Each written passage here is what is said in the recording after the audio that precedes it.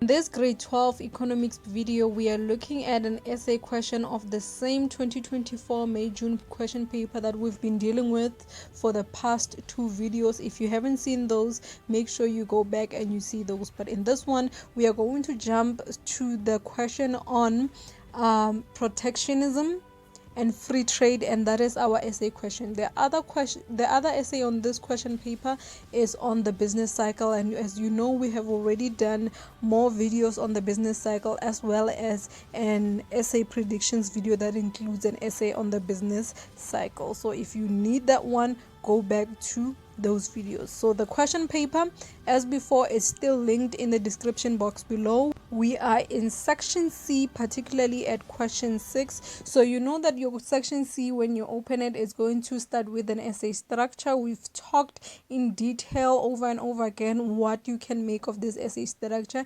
In the introduction, you will see that they will tell you in the first bullet that a good starting point will be to define a main concept. I always say that in your introduction, you need to define the term that you are dealing with. So our essay is going to be on protectionism, so you can most likely expect that what we would be defining in our introduction is going to be the term protectionism. And then when we get to the body, we have the main part and the additional part, which will both carry the bulk of your marks for your essay. And then in the end, you have your conclusion. This is where I usually say this is where we need your opinion on why you think the concept that we've been dealing with is important. So when we look at our question paper, we see that our main topic is now economic pursuits, because protectionism falls under the main topic of economic pursuits, and it says discuss in detail the measure in support of protectionism under the following subheadings. So for your body, they have given you 4 subheadings: industrial development, stable wage rate, and high standard of living, employment, as well as developing strategic industries. And then in your additional part, they say evaluate the usefulness of subsidies as a way of protecting local industries from international competition. Now, I know we've never dealt with the topic of protectionism in this channel, so in this video, my main goal is not just to do this essay, but it is also to explain in detail what the whole concept of protectionism is all about. So if this is one of those topics that you are struggling with, or you just simply haven't gotten to that part of your annual teaching plan yet, make sure that you grab your notebook, you grab your writing materials, and you are getting ready to take notes, because the whole point of this video is not just for us to go through the question paper, but it is for you to end up understanding the topic of protectionism and what it is all about. And by the way, if you are in need of any private lessons concerning any topic of your choosing and any subject of your choice, we have a private lesson platform where you can get one-on-one help, which is personalized to your needs, meaning your own questions, different question papers that I haven't dealt with on this YouTube channel, and all of that, and any other topics, whether we've reached it on the channel or not, and in any subject of your choice. Here is more on how those private lessons work. Now, if you need one-on-one help with anything that we have covered in this video or this subject in general, we have a visual program that can help you with just that. From anywhere in the country, all you need is an email and a WhatsApp, and we are able to give you personalized help for a monthly fee. This will cover full lesson recordings as well as notes and study materials for any of your subjects that you need personal help with. This will include some of the subjects that are not even covered on this channel. For example, subjects like history. You will soon see our full subject list. We will also cover scopes for those specific subjects, as well as attempt past papers together. But what's most important about these virtual sessions is that you get full-time communication, meaning from the hours of 8 o'clock to 4 p.m. you are able to send in your questions. Even if you send them at late, between the hours of 8 and 4, you will get replies to your questions. You will get to go back and forth and get full-time attention on any question that you do have. Even if we have to repeat something over and over again, you get to have that personalized help that is helpful to you. As you can see with some of the examples there, we get to exchange scripts, we get to exchange question papers, and you get to show me what it is that you wrote, and you even get markings for your questions to see how you actually do perform when it comes to a specific question or a specific subject. Grade 10 to grade 12, as well as those who are upgrading and rewriting, those are the full list of subjects that we do offer. If you are interested in any of this, for you to be able to get your prize quotation, it is very simple. All you have to do is email me on that email address that you see there. When you do email, make sure that in the subject line you write your name and surname, and then in the body of your email, that's where you will tell me your grade and the subjects that you need help with. It can be one subject or it can be a mixture of subject. Hence, we are saying that you need to email for you to be able to get your prize quotation. Now, because this is one-on-one, it means that it puts a limit on the number of people I can take per month. So I'm going to be limiting it to 10 students per month. So make sure that you email to secure your spot. Now that that's out of the way, let's get back into our question and start with the introduction to our essay. So we're going to go back to our question paper so that we can see really what we need to be dealing with when it comes to our introduction. So remember, in our introduction, we're basically looking to define the main concept of what our question is all about. So this one said, discuss in details the measures that support protectionism under the following subheadings. So clearly here we are talking about protectionism, and that is our main part. So usually the main concept that you want to define will be with regards to the main topic of your main part, because we have main part and additional part. So our additional part talks more about subsidies, specific part of protectionism, but our main part really talks about protectionism in a general sense. So our term or our concept that we are going to look to define in our introduction is going to be the term protectionism. So for your introduction, remember, introduction is only 2 marks, so you define it as simple as possible. So you have introduction and you're going to say protectionism refers to an international trade policy used by the government to discourage imports in order to protect local industries from international competition. That is the basic definition of protectionism. If you are not familiar with this concept, basically what we mean by protectionism, we are talking about a policy that the government uses to reduce the number of imports that are coming into the country. Remember when we were doing the circular flow? In the circular flow, we talked about injections and leakages. And in the injections, we talked about those are the things that are going to increase money that is circulating in our economy, right?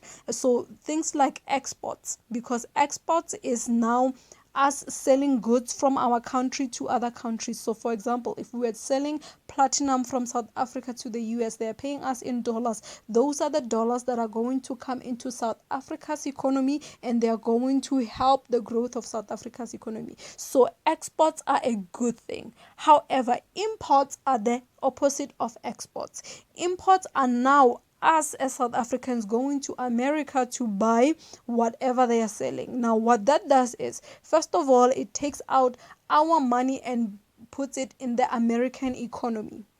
That's number one. Number two, it means that whatever we are buying from them, we are not buying from our local markets. So, for example, if we are buying, let's say, for example, we are buying furniture. It's IKEA furniture, for example. It's an American store. That means that we are leaving our OK Furnitures, we are leaving our railways, we are leaving every other shop that is in South Africa and is a South African brand and is benefiting the South African economy. We are leaving all of those stores for us to go to America to buy from them. That means the shop in America is the one that's making profit, meaning they are the ones that are paying taxes to their own government. So their government is now having revenue, whereas ours doesn't. And that's why imports, a high volume of imports, becomes problematic in the economy. And that's why a policy such as protectionism becomes important, because the government is basically trying to say, how can we make sure that we protect our economy from having too much imports. This is what leads us to that thing we call balance of payment disequilibrium. That's where now our imports are more than our exports, meaning that the money that we are spending is way too much than the money that we are receiving. So that's why the whole concept of protectionism exists. So now let's look at now answering the main part of the body now. So the main part of the body, we are still in the first bullet. Remember, it said to discuss in detail the measures in support of protectionism under the following subheadings. So basically we are saying we are looking at those subheadings. They have already given us the subheadings. We are going to discuss how protectionism will help industrial development in our country, meaning how are we helping local industries from developing by making sure that there is not a high number of imports in our country. Are you getting that? How are we going to make sure that there is a stable wage rate and a high standard of living in our country by making sure that other countries are not importing their goods and making income off of our country?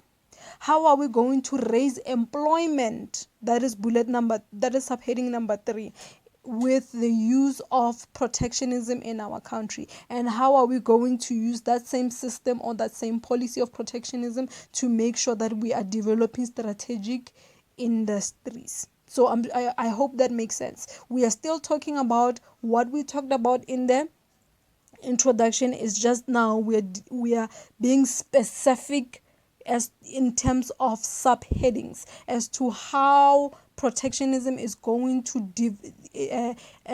benefit us under industrial development. So when we're talking about industrial development, we are talking about the growth of our industries. So we have industries in our own country, right? So we are trying to grow those industries that we have, the local industries that we have. How can we help them? So we said the first bullet there, you will see it says over time countries need to develop diversified industries to prevent over specialization. So over specialization, it means that when you just deal with one thing. So we need to diversify to make sure that our industries can also produce those goods that we felt the need to import from other countries.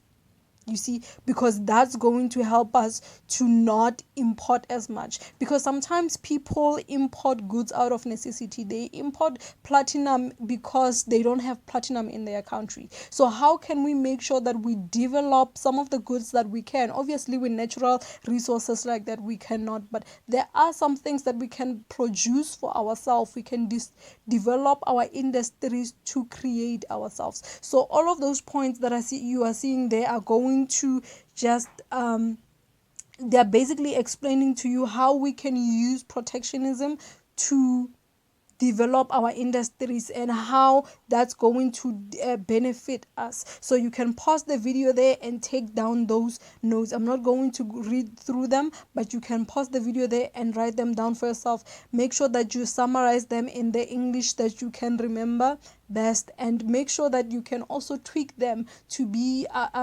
points that will be easy for you to recollect when it comes to the examination.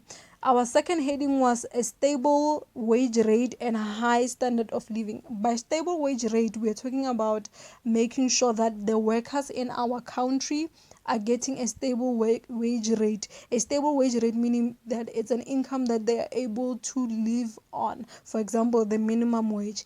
And as a result and overall, we are able to create a higher standard of living in our country. How can we do that? The first point says it is often argued that imports from countries with relatively low wages represents unfair competition and threaten the standard of living of the more highly paid workers of the local industries. So for example, we know of importing things from China where they come in cheap into the country. So sometimes when you can import things that are cheap from other countries, it means that the local people are now going to support those Chinese shops, which means that they will take their money and take it home. They benefit the factories in China basically, and then that makes our locally produced goods to suffer, because it means now the people in the country are buying from foreign shops, and then that means that everyone else who's working in a local shop, their wage is not going to be stable anymore. And it also means the standard of living is going to be reduced, because it forces every other shop in the country to produce at a low standard so that they can sell cheap. You see the ripple effect. Then with employment, we are talking now about sustaining the employment rate in the country. The first point there says countries with high levels of unemployment are continuously pressured to stimulate employment creation. The second one says they often tend to resort to protectionist policies to stimulate industrialization. Why is this? Because we are basically saying that how can we employ more people if the goods that we are producing in the country are already coming from China? It means that the factories that are making, that have business, basically they are the factories that are in China. So Chinese workers in China can get employment there, but ours in our country cannot, because the goods come already produced. So our factories, you will see that if you live in those areas where you have factories, old factories, you will see that a lot of factories in South Africa are closed. Why? Because there is no use for them. Everything is imported, and it's imported cheaper than what we can produce locally. So that destroys the employment rate in the country, and protectionism is going to help with such things. So that's why we need protectionism, because protectionism is going to limit how much these Chinese shops can import into the country. Do you get what I mean? And when they import that, it means that even the local the Chinese shop, there are things that they can't import, so they are forced to sell things that they buy locally. Then the last one was developing strategic industries. The first point says some industries such as iron and steel and agriculture, basic foodstuffs such as maize, chemicals, energy, fuels, and electronics communications are often regarded as strategic industries. The second point, developing countries may feel that they need to develop these industries in order to become self-sufficient. So basically, we know that there are some things that most countries they get from other countries. For example, electronics.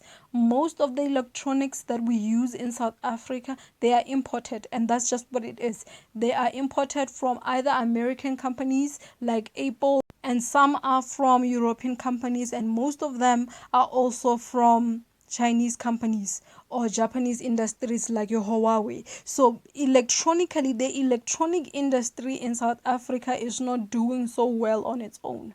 So, and that is what we call a strategic industry, because a strategic industry is one of those industries that are very much involved in the advancement of technology. So in those industries that are to do with advancement, those are not our strong suit. So we can use protectionism to make sure that we start out those industries ourselves.